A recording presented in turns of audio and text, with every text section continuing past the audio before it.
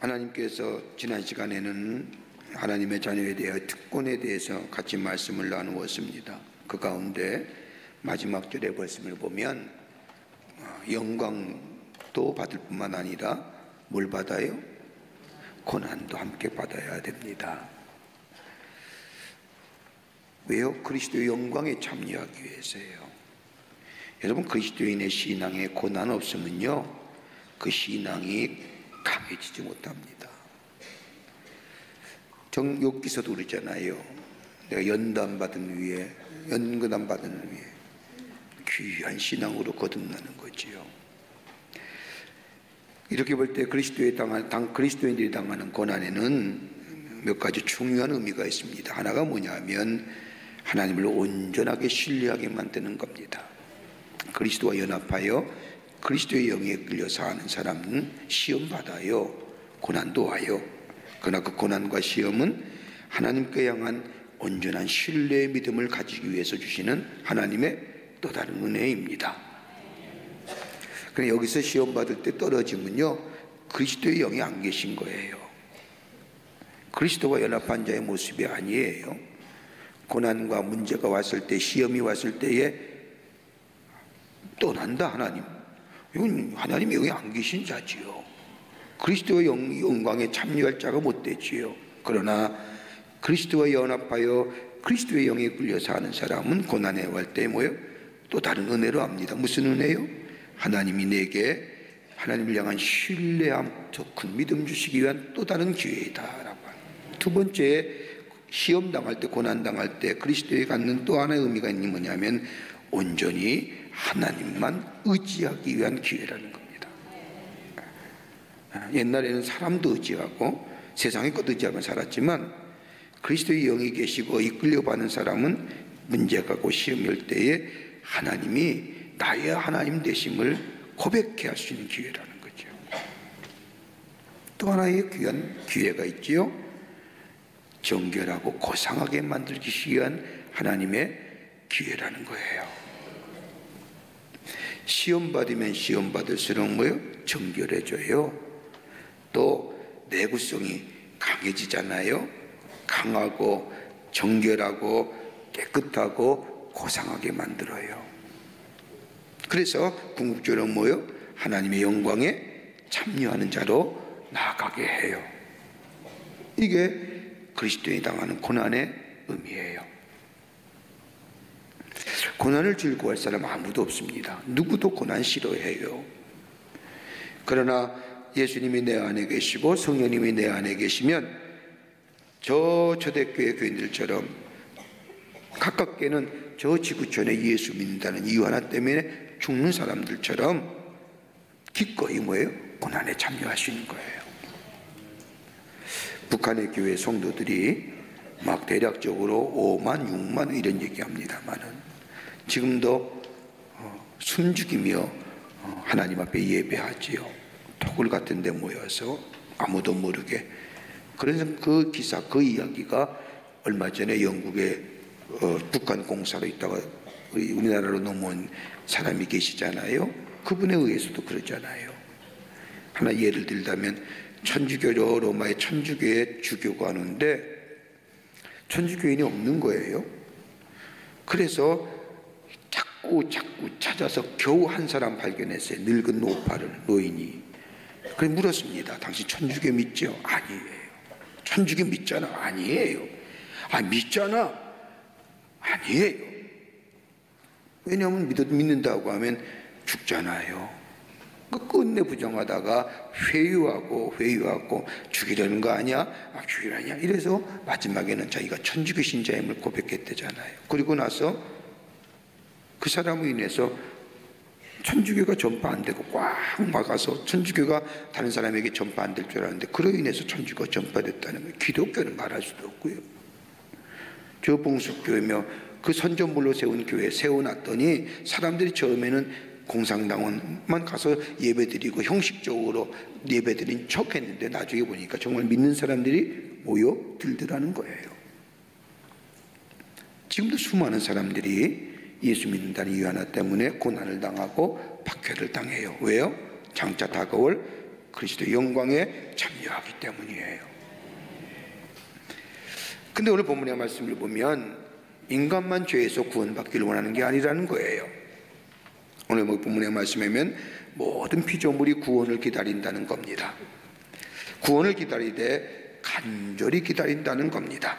이 간절히 기다린다고 하는 말은 헬라어로 아포칼리도키아라고 얘기하는데, 이 얘기는 뭐냐면 선을 얹고 간절히 사모하며 먼 지평선을 바라보는 마음으로, 무엇인가 올 것 같은 마음으로,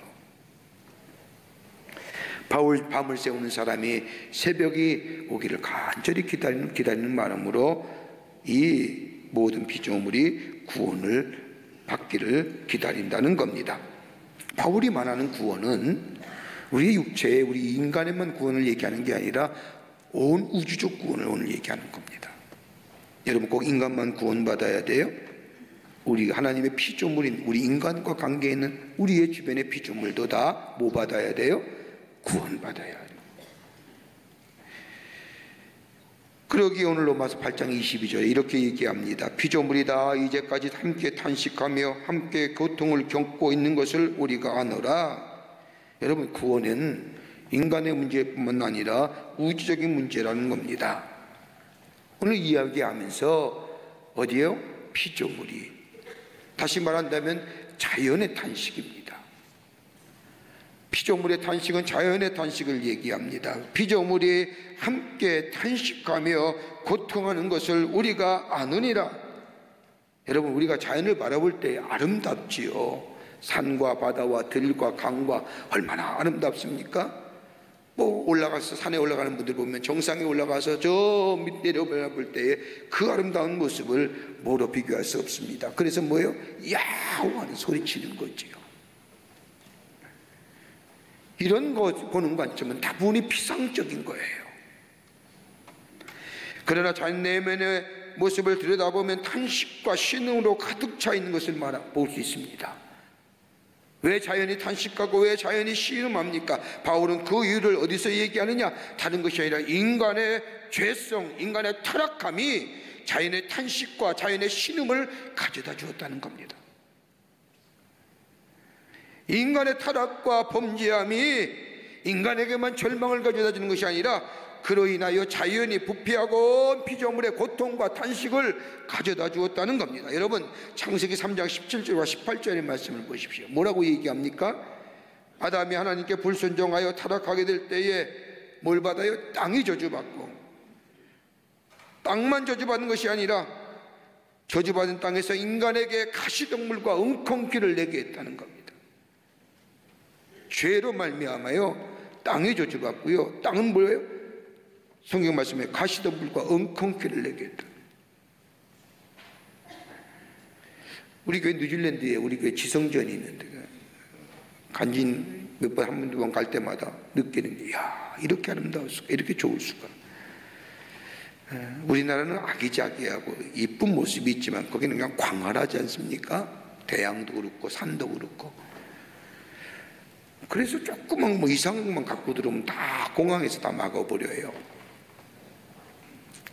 그 깨끗한 수많은 것들 보면서 에덴 동산은 어땠을까?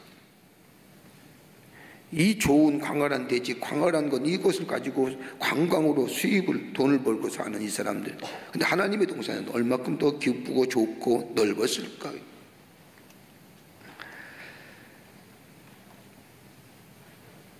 에덴 동산이 더 아름다웠을 거예요. 하나님이 세상을 창조하실 때 아마도 천국 그 자체가 에덴 동산이었을 겁니다.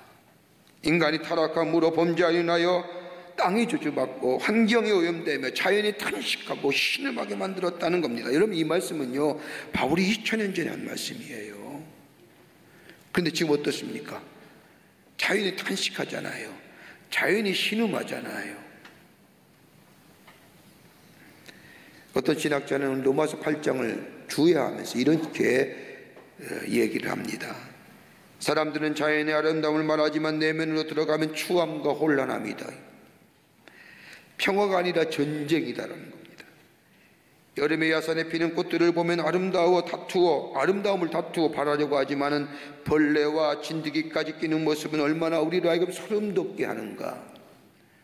뱀은 개구리를 삼아서 끼고, 개구리는 벌레를 잡으려고 하고, 벌레는 서로 죽지 않으려고 싸우지 않는가. 뱀을 노리는 독수리가 있고, 독수리를 노리는 새가 있고, 꾀꼬리의 소리가 아름답게 들려도 그 소리를 들은 뱀은 그 둥지에 침입하여 알을 삼키려고 하였느니라. 매는 그 새끼와 그 어미의 새를 엿보며 둥지송의 평화를 파괴하려 하지 않는가. 사람들이 그것을 생태계의 질서라고 얘기하지만 인간의 추악함의 범죄의 결과가 아닌가. 한번 보세요. 생태계 질서라고 우리가 얘기하잖아요. 먹이사슬, 이게 건강한 생태계를 만들어준다고 얘기하지만 인간의 죄의 합리성이라는 겁니다. 내면을 듣다 보면 인간의 죄성, 인간의 추악함이 가져다 죄의 결과라는 거지요. 그러기에 자연의 파괴는 인간의 죄로 인하여 생긴 것이기에 이 또한 구원받아야 한다는 겁니다. 한 과학자가 실험했다고 합니다. 사람의 마음이 평안하고 기분이 좋을 때 입금을 불어 시험관에 넣어 영하 40도로 콱 시켰더니 파란색의 고체가 생기더라는 겁니다. 화가 나고 슬프거나 아파하며 분노가 있을 때에 그 입금을 똑같이 방식으로 고체화시켰더니 그 색깔이 검은색이 나더라는 겁니다. 이 검은색의 물질을 용해하여 실험용 쥐에게 넣었더니 다 죽더라는 거예요. 그러나 반대로 파란색의 물질을 똑같이 실험용 쥐에 넣었더니 쥐들이 다 명랑하고 건강하게 잘 자라다는 거예요. 여러분 보세요. 화가 나고 분노했을 때 동물 만지잖아요. 피하잖아요. 여러분 동물도 사람이 병든 거 알아요. 여러분 다 화초 기르잖아요. 화초에 좋은 말하고 깨끗이 닦아주고 그럴 때 화초가 잘 자라잖아요. 분노의 말, 화가 나서 만져지는 화초는 죽어요. 예수 믿는다고 하면서 여러분의 가정에 화초가 죽어나간다, 문제 있는 거예요. 맨날 들여다놓으면 죽어나간다, 이거 문제 있는 거예요. 그러기에 오늘 본문의 말씀을 보면 이렇던 인간만이 구원의 대상이 아니라 온 피조물이 구원을 받아야 하고 구원을 기다린다는 겁니다. 그러기에 로마서 8장 20절의 말씀을 보면 피조물이 허무한데 굴복하는 것은 자기의 뜻이 아니요 오직 굴복해 하시는 이로 말미암이라. 피조물이 허무한데 굴복하는 것은 다른 말이 말이야, 피조물 자체도 내가 구원받기를 원하고 내가 새로워지기를 원하고 내가 정말로 정결하게 쓰기를 원하는데 내가 아무리 노력을 한다고 해도 얻을 수 없는 무능력의 상태라는 거예요. 무능력하기 때문에 인간의 죄와 인간의 그 죄악성으로 인하여 굴복할 수밖에 없는. 여러분 인간이 얼마나 죄악에 참담한 것이에요. 말을 한번 보세요. 말을 타고 다니지 않습니까? 사람이 말을 타면 얼마나 좋은 일입니까? 다른 사람을 향하여 좋은 소식을 전하고 성경물을 전할 때 이 말처럼 좋은 일이 어디 있습니까? 그런데 말을 타면서 사람을 해치는 일이나 도둑질하는 데 사용된다고 하면 얼마나 불행한 일입니까? 누가요? 말이요. 내가 자유롭고 싶은데, 나도 구원받고 싶은데 인간의 죄성이, 인간의 죄악성이 나를 뭐요? 죄로 몰아가기에 내가 할 수가 없어서 그렇게 자연에 탄식하는 거예요. 뭐 때문에요? 인간의 죄악 때문입니다. 인간의 탐욕입니다. 그러기에 바울은 얘기합니다. 자연도 허무한 데서 굴복하는 데서 해방되어 자유하기를 간절히 원하며 탄식하며 그날을 기다리는데, 그날이 어떤 날이요? 인간만 영광의 자유의 날이 아니라 자연도 피조물도 영광의 자유의 날을 기다린다는 겁니다. 어떻게 해요? 그날이 어느 날이에요? 그게 바로 로마서 8장 19절에 얘기하는 겁니다. 다름이 아니라 피조물이 고대한 바는 하나님의 아들들이 나타나는 것이니라. 하나님의 아들이 뭘까요? 하나님의 자녀들이 뭘까요? 다시 말하여 그리스도와 연합하여 그리스도와 연합하여 그리스도의 영에 이끌려 사는 인생, 정결하고 깨끗하고 고난도 받으며 고난도 참고 견디어내는 정결한 자들이에요. 하나님의 자녀에 나타나는 그날을 기다리는데 바로 그것이 바로 영광의 그날이고, 그 영광의 날이 자연의 탄식과 신임에서 구원받는 날입니다. 어떻게 되느냐? 하나님의 자녀의 모습이 어떤 모습이 되어야 되느냐? 오늘 그 얘기하는 겁니다. 하나는 뭐냐? 온전한 몸으로 구원받는 겁니다. 온전한 몸으로 구원받는 겁니다. 로마서 8장 23절의 말씀을 보십시오. 우리 몸의 속량을 기다리느니라. 우리 몸의 속량을 기다리는 겁니다. 몸의 구원입니다. 영혼만의 구원이 아니라 구체적이고 현실적인 현재적 구원, 몸의 구원입니다. 여러분, 우리의 몸의 구원이 어느 때 일어나느냐? 우리가 부활해서 주님 앞에 가서 누릴 수 있는 몸의 구원, 완전한 몸됨을 얘기하는 겁니다. 여러분 가만히 보세요. 우리가 영에 의해서 살지만, 영이 깨어서 영에 의해서 하나님과의 관계성에 의해서 살지만 우리의 영이 온전하지가 않잖아요. 왜요? 우리 영은 온전하진 육체 안에, 온전하지 못한 육체 안에 있잖아요. 그러기에 우리의 영도 완전한 영이라 할 수 없는 거예요. 더나구나 우리의 육체도 마찬가지 완전한 육체예요?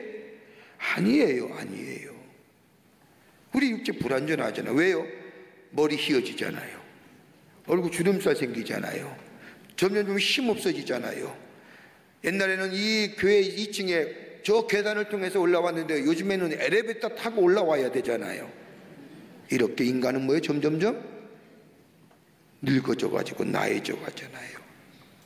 인간의 몸도 완전한 몸 아니에요. 그러나 구원받은 인격이라고 하는, 구원받은 몸이라고 하는 것은 영도 완전한 영이요 몸도 완전한 몸일 때에 완전한 육체를 얘기하는 겁니다. 어느 때요? 부활하신 예수님 보세요. 부활하신 예수님은 온전하고도 완전한 신입니다. 예수님의 육체에 병들었다는 얘기 들었습니까? 예수님의 육체가 점점 후패해간다는 얘기 들었습니까? 아니에요. 부활하신 예수님처럼 몸이 완전하고 온전한 몸이 되시고 영혼도 온전한 것처럼 우리도 그와 같은 생명으로 변화할 것인 거예요. 바로 그 날을 기다리는 거예요. 우리 몸의 속량을 기다리고 하는 것은 다름이 아니라 우리가 그리스도의 영과 연합하여 온전한 인격체로 이 땅에 살아서 저 하나님 나라에 갈 때에 예수 그리스도가 부활하셨을 때에 온전한 몸과 온전한 영혼이 되는 것처럼 자연의 탄식, 구원받기를 원한 자연의 탄식이 바로 그날 하나님의 자녀들이 온전한 몸으로 육체의 부활로 나타날 그날을 기다린다는 겁니다. 어느 때 일어나요? 그리스도의 영과 연합하여 영에 이끌려 가는 인생 될 때에. 두 번째는요, 우리의 연약함을 도우시는 성령이십니다. 우리의 연약함을 도우시는 성령입니다. 로마서 8장 26절의 말씀에 이와 같이 성령도 우리의 연약함을 도우시나니 우리는 마땅히 기도할 바를 알지 못하나 오직 성령이 말할 수 없는 탄식으로 우리를 위하여 친히 간구하시느니라. 앞에서 바울이 언급한 말처럼 온전한 몸으로서의 구원받을 때에 만물이 또 이러한 하나님의 아들들을 기다린다고 말하는데 여기 와서는 느닷없이 성령이 우리의 연약함을 도우신다는 겁니다. 성령이 하시는 일을 얘기해요. 여러분 왜 그런 줄 아십니까? 인간 연약한 존재잖아요. 예수를 믿는다고 해서 지금 온전해지셨습니까? 매일매일 넘어지잖아요. 오늘도 아침 일어날 때 얼마나 갈등하셨어요? 갈까 말까? 5분 더 잘까? 아니야 가야지. 아이, 그러다가 일어나셔서 닦고 나오셨잖아요. 어저께는 못 나오셨잖아요. 이는 넘어져요. 연약한 존재예요. 우리가 예수의 십자가로 구원받았지만 우리의 구원받은 영은 여전히 연약한 육체 안에 갇혀 있는 거예요. 그렇게 불완전한 영혼이에요. 우리의 육체도 병들고 우리의 육체도 늙어지고 우리 육체 또한 온전한 육체가 아닙니다. 그러나 부활하신 예수님처럼 우리가 온전한 영으로 예수 그리스도와 연합한 삶을 살 때 우리도 예수와 함께 부활한 그날 그 영광을 생각하면 말할 그 영광이 어떤 것도 비교할 수 없는 겁니다. 그런데 문제는 뭐예요? 그 장차 다가올 소망을 바라보며 사는데 지금 현재는 그렇지 못하잖아요. 우리의 연약함을 인하여 넘어질 때가 얼마나 많아요. 그때 뭐가요? 성령이 우리의 연약함을 도와주신다는 거예요. 우리가 낙심할 때에, 우리가 어찌할지 모를 때에 성령이 도와주시는 거예요. 이 바울의 어저께도 성령론을 얘기하지 않습니까? 요한과 바울이 갖는 성령론은 다르죠. 요한은 예수 그리스도께서 재림에서 승천하신 후에 요한복음의 15장 16절의 말씀처럼 보혜사 성령을 보내주신다는 말씀처럼 예수님이 승천하신 후에 보혜사 성령이 왔다는 얘기고, 바울은 뭐라고 얘기해요? 주님이 오시기 재림하시기 전 마치 세례 요한을 보낸 것처럼 성령을 우리에게 보내주셨다고 말하는 겁니다. 성령이 우리 안에 계시어 우리와 함께 동행하시며 우리의 연약함을 도우신다고 얘기합니다. 그렇게 26절에 이와 같이 성령도 우리의 연약함을 도우시나니 라고 얘기합니다. 우리의 연약함을 도와주신다는 겁니다. 탄식만 하는 것이 아니라, 보고만 계신 것이 아니라 우리를 위하여 친히 기도하시고 우리를 위하여 친히 간구하신다는 겁니다. 어느 때요? 절망적일 때에. 여러분 기억하세요. 절망당할 때 결코 여러분은 혼자가 아니에요. 인간은 다 떠나간다 할지라도 누가 계세요? 성령이 우리의 연약함을 도우시기 위해서 우리와 함께 계십니다. 이게 그리스도의 영광과 연합한 자의 모습이에요. 여러분 시편 51편의 말씀을 보면 다윗이 얘기하잖아요. 51편의 시는요, 다윗이 참담한 그 자체의 그 마음을 가지고 쓴 시편이에요. 우리아의 아내 밧세바를 자신의 아내로 삼기 위해서 우리아를 죽이잖아요. 나단 선지자가 와서 이 다윗의 죄를 꾸짖을 때에 얼마나 하나님 앞에서 참담하고 절망적인지요. 기도하고 싶어도 기도할 수가 없잖아요. 마치 그와 같이 그 절망성인 가운데서도 성령이 도우셔서 다윗의 입을 열어 하나님 앞에 고백한 것처럼 우리가 절망적인 상황에 우리의 성령께서 우리와 함께 계시고 그리스도의 영이 우리 안에 계시니까요, 우리와 연약함을 도우시고 우리를 위하여 뭐예요? 간구하시고 기도해 주십니다. 두 번째는 욕망에 붙잡혔을 때 성령이 말없이는 탄식으로 우리를 위하여 기도하세요. 강한 욕망과 욕심에 붙잡혀 있을 때, 여러분 강한 욕망과 욕심에 붙잡혀 있으면요 기도 못해요. 여러분 그 욕망 갖고 욕심 가지고 하나님 앞에 엎드려 기도할 줄 아세요? 절대 못해요. 기도할 때마다 뭐예요? 욕망이 욕심이 불쑥불쑥 솟구쳐 나와요. 그런 얘기 하잖아요. 내가 뭐 갖고 싶은데 기도하러 눈을 감았어요. 뭐가 나올까요? 성령이 음성에 들려주는 게 아니라 내가 갖고 싶은 핸드백이 왔다 갔다 하잖아요. 안 되는 거예요. 강한 욕망과 정욕에 붙잡혔을 때에 하나님과 나와의 바른 관계가 이루어지지 않고 기도의 문이 열렸지 할 때에 성령이 말할 수 없는 탄식으로 우리를 위하여 기도해 주십니다. 기도해 주심으로 우리를 바른 기도하게 하시고 영광의 나를 바라보게 하시며 자기 나에게 하나님이 얼마나 내게 은혜 베푸신가를 깨닫게 하시고 하나님의 영광을 바라보며 지금의 욕망을 이기게 해 주십니다. 그리고 27절에 나온 것처럼 성령이 하나님의 뜻대로 성도들 위하여 뭐 하시니라? 간구하시는. 세 번째는요, 합력할 손을 주십니다. 절망당할 때에 성령이 우리를 위해 기도해 주시고 강한 욕망에 붙잡혔을 때에 말할 수 없는 탄식으로 우리를 위하여 성령께서 기도해 주시고 또 하는 뭐예요? 성령이요 합력하여 선을 이루게 하십니다.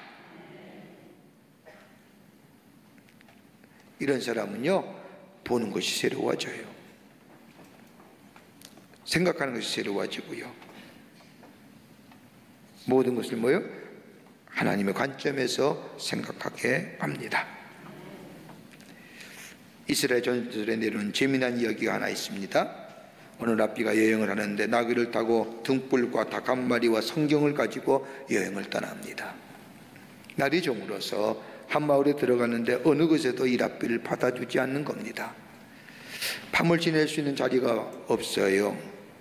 그래서 여기저기 다니다가 할 수 없이 동네 밖에 나아가 천막을 치고 잠을 청합니다. 등불을 켜고 닭과 나귀를 천막 옆에 두었습니다.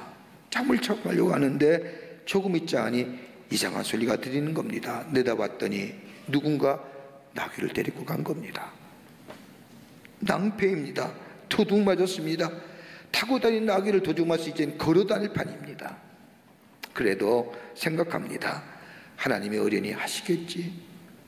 그리고 다시 청을 자원하는데 바람이 심하게 불면서 등잔이 엎어지고 그리고 기름이 쏟아지면서 불이 꺼진 겁니다.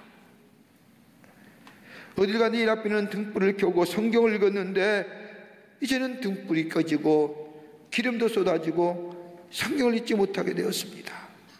마음이 상하지요. 그러면서도 랍비는 생각합니다. 하나님이 어련히 알아 하시겠지. 얼마 지난 후에 또 소리가 나서 들여다보니까 닭까지 도둑 맞았습니다. 다 잊어버렸습니다. 이러함에도 랍비는 속으로 기도합니다. 하나님께서 어련히 알아 하시겠지. 그리고 마음 편하게 하룻밤을 지냈습니다. 다음날 일어나 보니 마을로 들어가서 뭔가 먹을 걸 구하려고 들어가 봤더니 마을 전체가 폐허가 되다시피 한 겁니다. 밤에 도둑새가 와서 마을을 짓밟고 쓸어가 버린 겁니다. 그때 랍비는 고개를 끄덕입니다. 아하, 어젯밤에 내가 마을에 있으면 나는 분명히 죽었을 것이고 혹시 나귀가 울기라도 했으면 내가 죽었을 것이고 등불이라도 켜져 있더라면 내가 죽었을 것이고 닭이 살아서 울기라도 했다면 난 죽었을 것이냐. 하나님께서 모든 것을 거두가심으로 내 생명을 지켜주셨구나. 그러면 그렇지 하나님이 어련하시겠어? 이 믿음이 그리스도의 영이 계신 자요 하나님과 연합하며 사는 인생인 줄 믿습니다. 잊지 마세요. 하나님은 합력하여 선을 이루십니다. 지금 어려우세요? 힘드세요? 영화로운 날을 기대하세요. 위의 것을 쳐다보면서요. 성령이 우리를 위해 기도하시고 간구하시고 도우실 뿐만 아니라 절망적인 상황에서도 나로 하여금 입을 열어 하나님 앞에 고백케 하시고 간구케 하실 뿐만 아니라 전국적으로 뭐예요? 합력하여 선을 이루게 하시는 줄 믿습니다. 끝으로 하나 더 있습니다. 우리를 뭐예요? 영화롭게 하십니다. 영화롭게 하십니다. 로마서 8장 30절 말씀을 보십시오. 아주 기가 막힌 말씀입니다. 구원의 과정이 나옵니다. 뭐라고 얘기하느냐? 또 미리 정하신 그들을 또한 부르시고 부르신 그들을 또한 의롭다 하시고 의롭다 하신 그들을 또한 영화롭게 하셨느니라. 여러분 가만히 보십시오. 짧은 말씀 속에 구원의 4단계가 나오는 겁니다. 하나는 뭐예요? 부르셨습니다. 여러분 믿음으로 고백하세요. 하나님이 나를 뭐 하셨어요? 뭐 하셨어요? 이 고백이 없으면요 내가 예수 믿은 게 돼요. 내가 예수 믿은 게 되면 내 교만이 내 의가 생기는 거예요. 내가 예수 택한 거지요. 내가 하나님을 믿는 거죠. 마치 뭔가 된 것처럼 하나님을 향하여 무슨 선심이나 쓰는 것처럼 내가 하나님 믿었지, 내가 예수 믿었지, 이런 얘기하는 거예요. 그러나 하나님이 날 불러주셨습니다 라는 고백은 하나님이 나를 구원받게 주셨습니다. 그 구원의 은총 안에 철저하게 뭐예요? 낮아짐의 역사가 있는 겁니다. 내가 그 부르심에 내가 응답했습니다. 사랑의 전도를 통하여 방송 매체의 전달을 통하여 하나님이 날 부르셨고요. 두 번째는 뭐예요?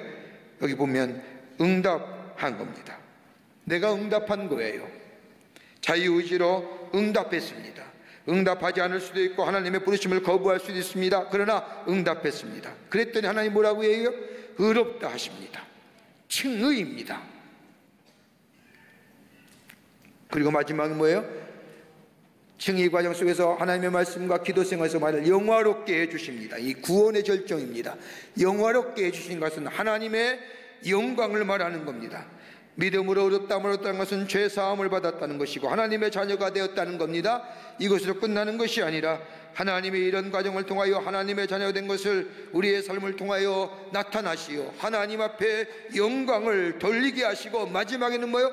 하나님과 함께 영원히 왕 노릇하게 하셨다는 겁니다. 이것이 영화로운 자의 존재입니다. 이걸 믿는 거예요. 저 하나님 나라에 가서요, 주님과 함께 주님의 얼굴을 보면서, 주님, 우리 죄악된 몸으로 절대 주님 못 보잖아요. 주님의 몸으로, 주님의, 우리가 신령한 은혜로 주님 앞에 서서 주님의 얼굴을 보며 왕 노릇하는 천사들의 수종을 받으며, 여러분, 이 은혜가, 이 소망이 우리 가운데 있을 때 지금의 세상에 덧없음을 깨닫게 됩니다. 세상에 매어 살지 않는 자들입니다. 이런 믿음이 여러분과 저희 가운데 넘쳐나시기를 주의 이름으로 축원합니다. 하나님 감사합니다. 오늘도 귀한 말씀을 통하여 하나님의 말씀 속에 큰 은혜 받게 하심에 감사합니다. 하나님이여, 우리의 삶, 하나님의 사람답게 온전한 몸의 육체의 부활을 기대하며 하나님 나라의 것을 바라보며 사는 저희들 되게 하여 주시고, 더불어서 이 땅에 살면서 성령과 함께 동행하며 성령과 함께 아버지 누리며 사는 복된 자 되게 하여 주셔서 도우시는 성령, 함께 하시는 성령의 은총을 경험케 하는 저희들 되게 하여 주시옵소서. 도우시는 성령이 우리와 늘 함께 계실 줄 믿으며 예수님의 이름으로 기도하옵나이다. 아멘.